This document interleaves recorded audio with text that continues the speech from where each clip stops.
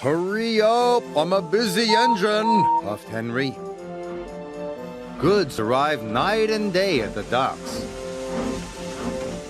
Sometimes Henry and the other engines work so hard that their axles ache. Sir Topham Hatt brought in a new engine to help with the heavy workload. He was long and had 10 drive wheels. He looked very strong. This is Murduck. He's going to be pulling freight on the main line. Ahoy, matey! Shouted Salty. Welcome, Murduck, called Harvey. You're the biggest engine I've ever seen, cried Thomas.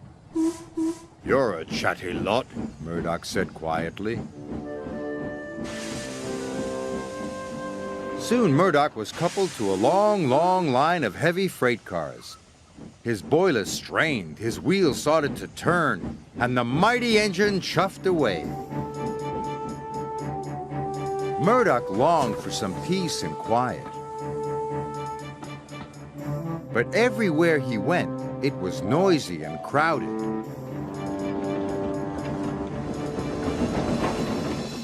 At the end of the day, Murduck was looking forward to a good night's rest. But Salty and Harvey were full of questions. What's the longest train you've ever pulled? Have you ever worked Marseille? Have you ever crashed? Please, I want some peace and quiet, and I don't want to share a shed with chatterboxes. No need to be rude, huffed Harvey. Hey, we're only being friendly, matey. The next morning, Murduck collected another long, heavy train.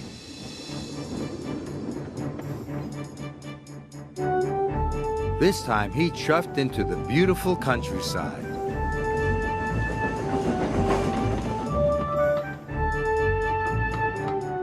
It was splendid. At last, he had some peace and quiet.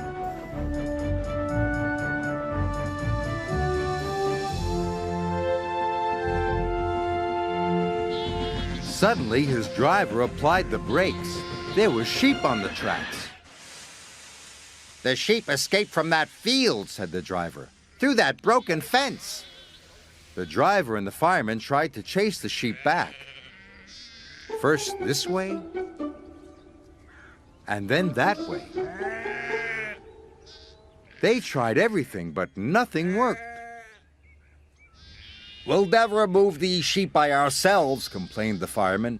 I'll go and phone for help, sighed the driver. Murduck was very unhappy.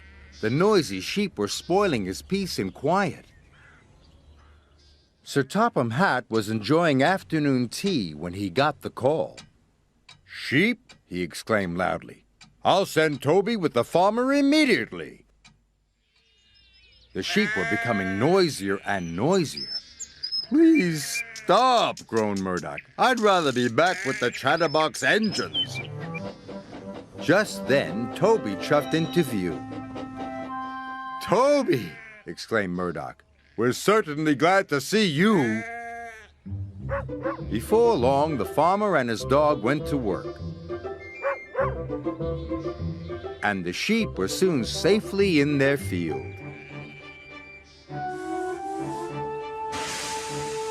And Murduck was on his way again.